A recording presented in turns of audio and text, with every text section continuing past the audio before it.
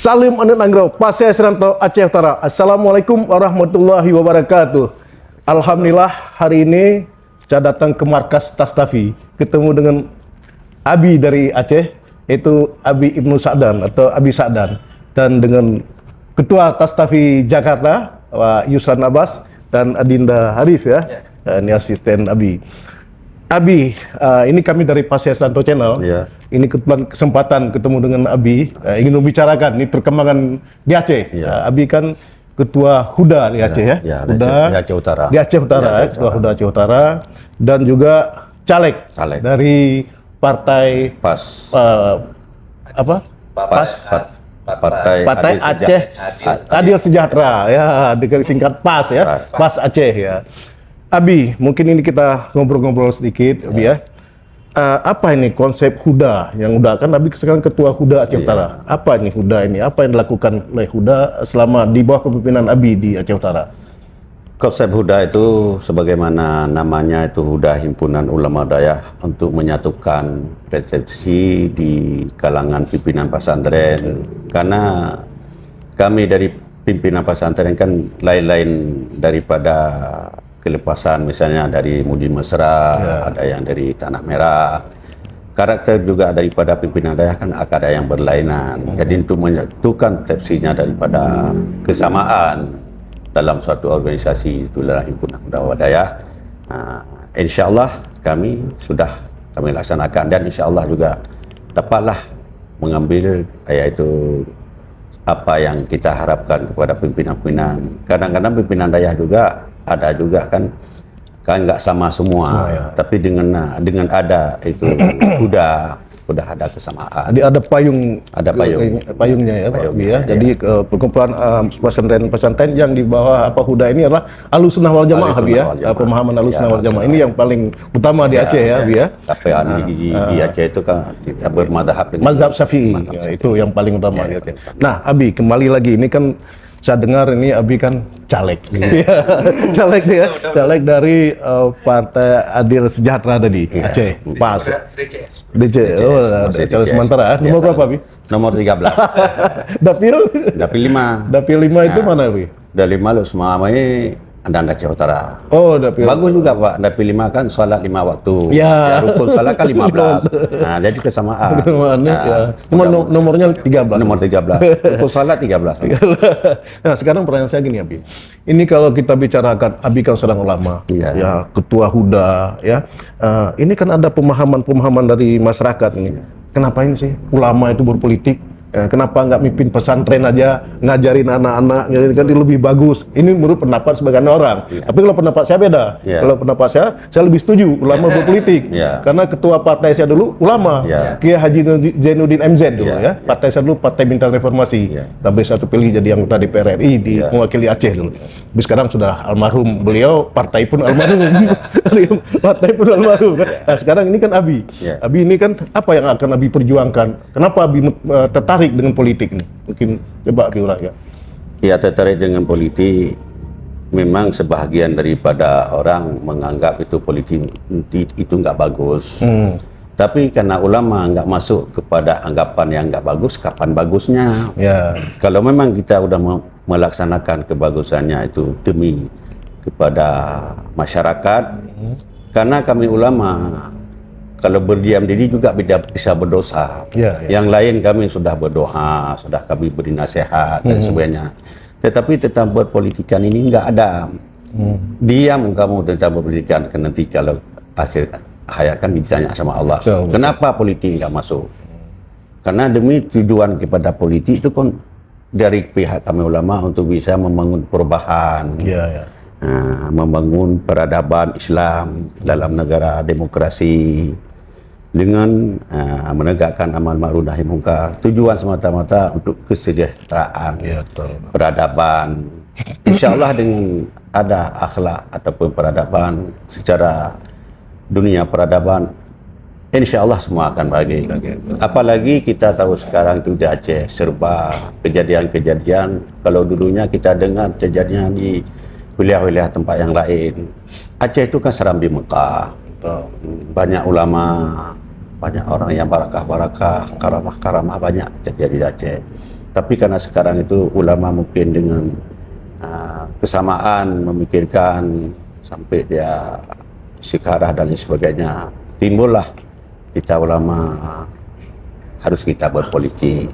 Harus maju ya. Ya. Karena tapi gini Abi, ini apakah habis siap? Ya. Nah, kan di dalam jadi anggota DPRD ini kan ada, kalau di daerah lain Ya, perda, ya. kalau kita itu kanun ya, kanun. Nah ini kan sebuah perjuangan, Bi. Ya, ya. Perjuangan dalam membangun kanun ini Ya, apakah habis siap ini menghadapi ini bermacam nih partai nasional, partai daerah ya, Ya. partai lokal ya, kita hadapi. Ini yang punya kemauan, yang masing-masing partai punya keinginan masing-masing. Tentu dari PAS ya, Partai Adil Sejahtera Aceh ini tentunya konsep-konsep ulama dengan syariat Islam mungkin gitu kan. Nah, ini apakah Abi sanggup bertarung istilahnya bersilat lidah dengan saudara-saudara kita yang di partai nasional atau partai yang lain itu nanti di membangun kanun.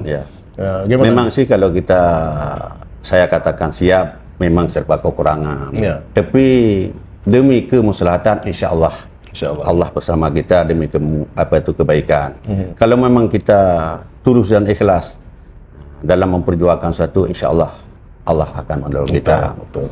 Dalam hal tersebut, apapun yang kita lakukan gak segampang itu. Semuanya ada menghadapi masalah ataupun ada perubahan-perubahan. Imam Nawawi kan Imam Ghazali kan berkata, hada ibul muna alal katirin miha. Satu usaha itu penuh dengan cobaan dari tangan. Seandainya terjadi terus bagus itu, tapi rasa daripada orang itu enggak terasa. Tapi daripada liku dan likanya, apapun yang terjadi, ginilah alhamdulillah. Tapi ini sedikit warning nih, warning nih dari saya nih ya, Abi, hati-hati Abi. Di dalam membuat kanun, itu godaan besar sekali. Itu pasti Abi akan digoda dengan bermacam cara. Ya mungkin dulu saya merasakan dulu di DPR RI membuat undang-undang jadi macam-macam nih pendekatan ke Abi. Nah ini harus Abi istiqomah, kuat di situ. Jadi ulama-ulama kita dari Partai Adil Sejahtera ini harus betul-betul kuat. Jangan sampai larut dengan suasana, larut dengan keadaan. Begitu duduk di DPRA jadi hilang keulamaannya, hilang syariatnya. Ini yang kita takutkan itu. Tapi kalau seandainya ini bisa kita perjuangkan, mungkin masyarakat di belakang Abi, masyarakat semua akan mendukung partai Islam ini kan, partai Aceh Adil Sejahtera ini mungkin. Nah ini warning Abi harus ini siap. Kalau kita katakan itu cobaan bukan dari sekarang, dulu daripada orang-orang yang terdahulu perjuangannya penuh dengan cobaan-cobaan dari tangan. Itulah kesiapan pihak ABRI sendiri. Bagaimana persiapan? Insya Allah dengan doa guru, doa orang tua, insya Allah diterima oleh masyarakat. Dukungan daripada masyarakat yang banyak sangat kita harapkan. Juga kita keterbukaan yang drama. Itulah dalam kepemimpinan yang pertama kita kejujuran. Itu sangat menentukan. Olehnya harus kerja keras. Bagaimana kita, insya Allah daripada orang banyak sudah kita laksanakan. Perbuatan itu kan bisa mencermati, iya, tidak. Juga dengan apapun godaan-godaan. Kalau kita memang istiqamah, insya Allah akan terlepas. Nah, ada satu lagi, ini yang fundamentalnya adalah masalah generasi muda. Generasi muda kita ini udah putus satu generasi kita. Ini rusak banget. Jadi masyarakat luar di luar Aceh sudah imitnya kepada kita orang Aceh ini jelek. Kalau masalah sabu, ganja, segala macam ini kan. Nah, ini yang di Aceh kadang-kadang anak-anak ini kan putus satu generasi karena mungkin dulu perang.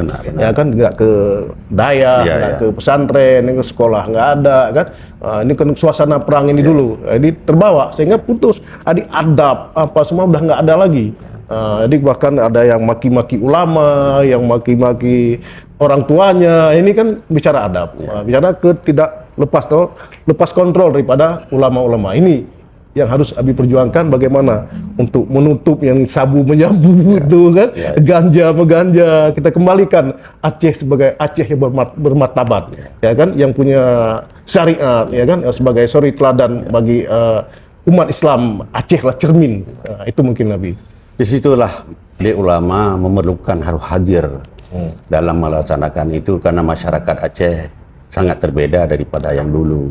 Tapi karena Aceh sekarang itu kan ada hak istimewanya melahirkan kanun. Kalau melahirkan kanun bukan di kabupaten ataupun provinsi, kita lahirkan kanun kepada desa. Ada sanksinya kepada orang tuanya. Misalnya jam 8 habis maghrib kita itu sampai jam 10 anak jangan berkeliaran. Betul. Kalau kedapatan kayak mana itu kalahkan. Itulah sekarang sangat-sangat ulama ini bisa hadir dalam perpolitikan.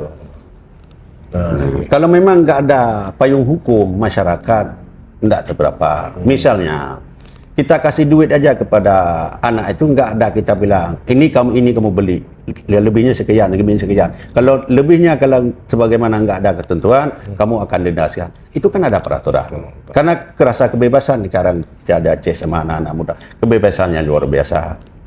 Karena orang tuanya tidak lahir kanun, dia nggak tahu. Tahu yang tahu saja, tapi yang ke bawah-bawahnya nggak tahu. Nah, mungkin inilah bincang-bincang kita dengan Ibnu Sa'dan atau Abi Sa'dan ya, caleg dari Partai Aceh Adil Sejahtera atau PAS Aceh. Yang kita harapkan dan kita dukung, dan tentunya dari Dapil 5 Pulau Semawe dan Aceh Utara. Ya, marilah kita beri suara kepada ulama kita, kepada abi kita ya supaya apa? Supaya apa yang beliau perjuangkan, ulama-ulama yang perjuangkan, bisa beliau perjuangkan lewat DPRA. Dan kalau memperjuangkan Dayak sudah biasa, ya kan, ceramah apa itu memang adalah sudah tugas ulama, kan, sudah tugas daripada ulama. Tapi kalau ini kan resmi, ya kan, ada buat kanun, buat itu sebagai undang-undang sebenarnya di daerah, ada perda di daerah lain. Mungkin demikianlah bincang-bincang kita. Saya akhiri dengan wabillahi taufiq wal hidayah. Wassalamualaikum warahmatullahi wabarakatuh. Salim Anik Nagra, Pasai Seranto, Aceh Utara.